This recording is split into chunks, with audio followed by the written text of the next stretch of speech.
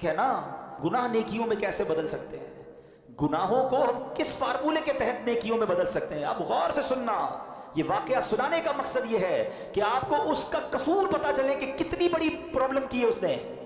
مگر نبی پاک علیہ السلام نے جب اسلام کی دعوت دینا شروع کی نا تو وحشی کے پاس ایک اپنے قاصد کو بھیجا کہ جاؤ وحشی کو کہو اسلام قبول کر لے. نبی پاک کا دل تو دیکھیں، درگزر تو دیکھیں. اچھا جو صحابی گئے نا تو وہ وحشی جو ہے پہلی قصوروار ہے، مگر اب نیگوشیشنز ہو رہی ہیں، اب ڈیمانڈز ہو رہی ہیں. وحشی کہتا ہے محمد عربی صلی اللہ علیہ وسلم سے کہو کہ آپ مجھے اسلام کی دعوت دے رہے ہیں.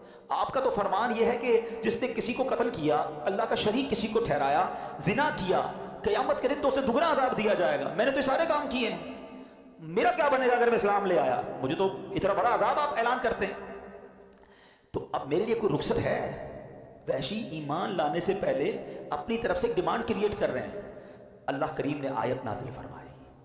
اللہ قرآن میں فرماتا الا من تاب وآمن وعمل عملا صالحا. ترجمہ کیا ہے؟ مگر جو توبہ کرے، ایمان لائے اور اچھے کام کرے. تو اس کا مطلب یہ ہوا کہ اللہ اس کے گناہ معاف کر دے گا. آقا نے فرمایا جاؤ یہ آیت سناؤ وحشی کو. صحابی گئے اور حضرت اس وقت تو وحشی ایمان نہیں لائے تھے، ان کو جا کے یہ آیت سنائی. کہتے ہیں اس میں بھی ایک شرط ہے نا اچھے کام کرنے کی. اگر میں توبہ کر بھی لی، ایمان لایا اور اچھے کام نہ کر سکا، یہ تو بڑی سخت شرط ہے. کوئی اور رخصت ہے؟ Anything else? ذرا آپ سوچئے، نیگوشیشن وہ کر رہا ہے، مذاکرات وہ کر رہا ہے جس نے پہلے ہی نبی پاک علیہ السلام کا اتنا دل دکھایا ہے. لیکن اللہ کے حبیب علیہ السلام اور رب کی کرم نوازی دیکھو، جبریل امین ایک اور آیت لے کر نازل ہوتے ہیں. اچھا وہ آیت کیا ہے؟ اللہ کے حبیب علیہ السلام کی بارگاہ میں جو آیت نازل ہوئی، ان اللہ لا یغفر ان یشرک بہ ویغفر ما دون ذلک لمن یشاء. ترجمہ، بے شک اللہ اسے نہیں بخشتا جو اس کے ساتھ کفر کیا جائے، اور کفر سے نیچے جو کچھ ہے جسے چاہے معاف کر دیتا ہے. کہ جاؤ ابھی آیت سناؤ اسے. وحشی کے پاس یہ آیت سنائی گئی.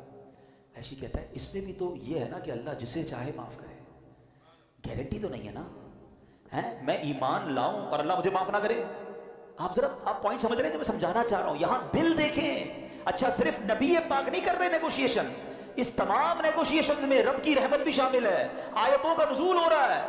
اللہ اکبر. کہتا ہے اس میں بھی گارنٹی نہیں ہے، کیونکہ اللہ نے فرمایا کہ ذالک لمن یشاء، جس سے چاہے اللہ جو ہے وہ بخش دے. اس پہ میں نہ ہوا تو کوئی گارنٹی ہے؟ اللہ اکبر. تیسری آیت نازل ہوگی.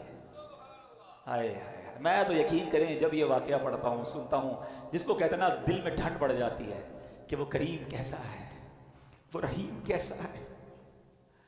آیت قرآن نازل ہوتی ہے، قل یا عبادی الذین اسرفوا علی انفسہم لا تقنطوا من رحمت اللہ ان اللہ یغفر الذنوب جمیعا انہ هو الغفور الرحیم. اللہ اکبر. اس آیت کے تحت سبحان اللہ مفسر شہیر حضرت سید محمد نعیم الدین مراد آبادی کیا لکھتے ہیں؟ کہتے ہیں حق معنی یہ ہے کہ جو کفر پر مرے اس کی بخشش نہیں، اس کے لیے ہمیشگی کا عذاب ہے. اور جس نے کفر نہ کیا ہو، وہ خواہ کتنا ہی گناہ گار ہو، کبیرہ گناہ کرنے والا ہو اور بے توبہ بھی مر جائے، تو اس کے لیے خلود نہیں، اس کی مغفرت اللہ کی مشیت میں ہے. جسے چاہے اس کے گناہ معاف فرمائے یا اس کے گناہوں پر عذاب کرے، پھر اپنی رحمت سے جنت میں داخل فرمائے. مگر اس آیت میں رب نے فرمایا لا تقنطوا من رحمت اللہ، اے بندو میری رحمت سے مایوس نہ ہونا، اللہ تعالیٰ سارے گناہوں کو بخشنے والا ہے. وحشی کہتا ہے اب مجھے تسلی ہو گئی، اور کلمہ پڑھ کر اس نے اسلام قبول کر لیا. اچھا جب یہ ایمان قبول کر لیا نا، اب صحابہ کرام نے بڑا کمال کا کوسچن کیا. ہمیں صحابہ سے ایسے ہی پیار نہیں ہے. ذرا مل کر کہہ دو سب صحابی نبی. یقین کرو ایسے خوبصورت سوال کیے ساڈا کم آسان ہو گیا ہے. صحابی رسول کہتے ہیں حضور یہ آیت جو ہے یہ کیا صرف وحشی کے لیے ہے یا باقی مسلمانوں کے لیے بھی ہے؟ کیا یہ خاص اسی کے لیے ہے؟ اللہ کے حبیب علیہ السلام فرماتے ہیں یہ تمام مسلمانوں کے لیے ہے. اللہ گناہوں کو معاف کرنے والا ہے. رب کا اعلان ہے لا تقنطوا من رحمت اللہ، اے میرے بندوں میری رحمت سے مایوس نہ ہونا. تو ہے میرے میٹھے اسلامی بھائیوں، اللہ کریم نے خود قرآن میں اپنی رحمت کا اعلان کیا ہے. اللہ کریم نے خوب ہمیں قرآن میں توبہ کی طرف بلایا ہے، اپنی رحمت کی طرف بلایا ہے. اللہ کریم قرآن مجید میں کیا خوب ارشاد فرماتا ہے، وَهُوَ الَّذِي يَقْبَلُ التَّوْبَةَ عَنْ عِبَادِهِ وَيَعْفُو عَنِ السَّيِّئَاتِ وَيَعْلَمُ مَا تَفْعَلُونَ. اور وہی ہے جو اپنے بندوں کی توبہ قبول فرماتا ہے اور گناہوں سے درگزر فرماتا ہے اور جانتا ہے جو کچھ تم کرتے ہو۔ اب یہاں ایک اور بات سمجھنی ہے کہ توبہ کرنے کی تو بار بار قرآن ترغیب دے رہا ہے، مگر یہاں بڑی باریک سی بات ہے۔ ہم سب چاہتے پتہ کیا ہے؟ ہمارے گناہ معاف کر دیے جائیں، اللہ پکڑ نہ فرمائے، اللہ اس پر پنشمنٹ نہ دے۔ یہی اللہ کی بڑی مہربانی ہے نا، دنیا میں بھی یہی ہوتا ہے نا۔ ہم کسی کی کوئی غلطی کریں کہتے ہیں یار بھائی معاف کر دے، غصے نہ ہو، یار غلطی ہو گئی آئندہ نہیں کروں گا۔